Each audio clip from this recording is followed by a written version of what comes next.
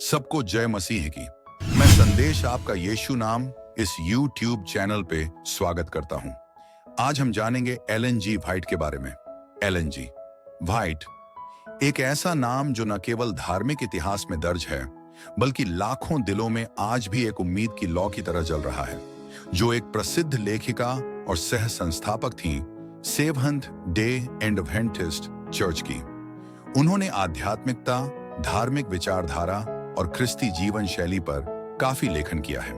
उनकी कहानी सिर्फ किताबों तक सीमित नहीं है, बल्कि यह विश्वास, संघर्ष और समर्पण का एक जीवंत उदाहरण है। आइए उनकी इस भावुक यात्रा को दिल से महसूस करें।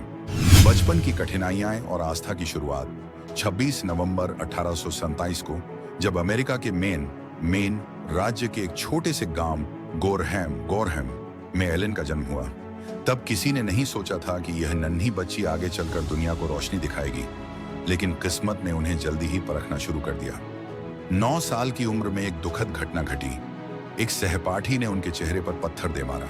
चोट इतनी गहरी थी कि उनका चेहरा विकृत हो गया। कई हफ्तों तक वे बिस्तर पर पड़ी रहीं। सांस तक लेना मुश्किल हो गया। उन दिनों का दर्द उन्हें तोड़ सकता था, पर उन्होंने खुद को ईश्वर के हाथों में सौंप दिया।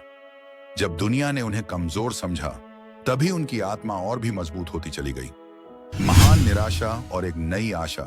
17 साल की होते होते एलन ने विलियम मिलर की भविष्यवाणी सुनी कि 1844 में यीशु मसीह फिर से आएंगे। इस विश्वास के साथ हजारों लोग इंतजार करने लगे, लेकिन जब वह भविष्यवाणी गलत साबित हुई, तब सब कुछ बिखर गया। इसे इतिहास ने महान निराशा, द ग्रेट डिसअपॉइंटमेंट का नाम दिया। कल्पना कीजिए, लोग टूट गए थे, आंखों में आंसू और दिलों में अंधेरा था। पर उसी अंधकार में एलन ने एक नई रोशनी देखी। उसी साल ईश्वर ने उन्हें पहला दर्शन, विजन दिया।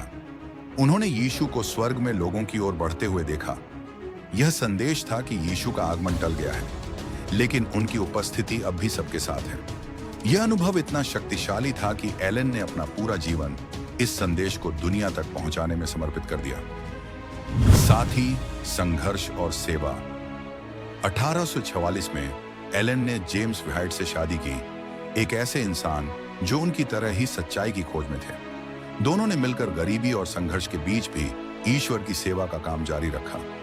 कभी कभी उनके पास खाने तक के पैसे नहीं होते थे। एलन ने खुद एक बार लिखा था कि कैसे वे भूखे पेट सोते थे, लेकिन दिल में एक आग थी, लोगों तक ईश्वर का प्रेम पहुंचाने की आग। इस जुनून ने उन्हें 1863 में सेवंथ डे एडवेंटिस्ट चर्च की स्थापना के लिए प्रेरित किया। यह सिर्फ एक धार्मिक संगठन नहीं था, यह एक आंदोलन था जो लोगों को आध्यात्मिकता, स्वास्थ्य और शिक्षा के रास्ते पर चलने की प्रेरणा देता था। कलम की ताकत और अमर विरासत। एलन जी व्हाइट ने अपने जीवन में 40 से अधिक पुस्तकें और 5000 से ज्यादा लेख लिखे। उनकी रचनाएं सिर्फ शब्द नहीं थीं, वे एक घायल दिल की पुकार और ईश्वर के प्रति अटूट आस्था का सबूत थी। स्टेप्स टू क्राइस्ट ने बताया कि कैसे हम अपने टूटे हुए दिल को मसीह के चरणों में रखकर शांति पा सकते हैं। द डिजायर ऑफ एजेस ने यीशु के जीवन को इस गहराई से दर्शाया कि पढ़ने वाला हर इंसान भावुक हुए बिना रह नहीं पाता।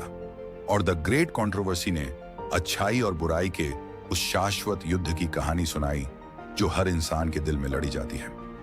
एक विदाई जो अंत नहीं थी। 1915 में जब एलन जी व्हाइट ने इस दुनिया को अलविदा कहा, तो उनके हाथों से कलम छूट गई, लेकिन उनके शब्द अमर हो गए। उनकी आंखें बंद हुईं, पर उनके दर्शन लाखों आंखों में आज भी चमकते हैं। उनकी विरासत आज भी दुनिया भर के अस्पतालों, स्कूलों और चर्चों में जिंदा है।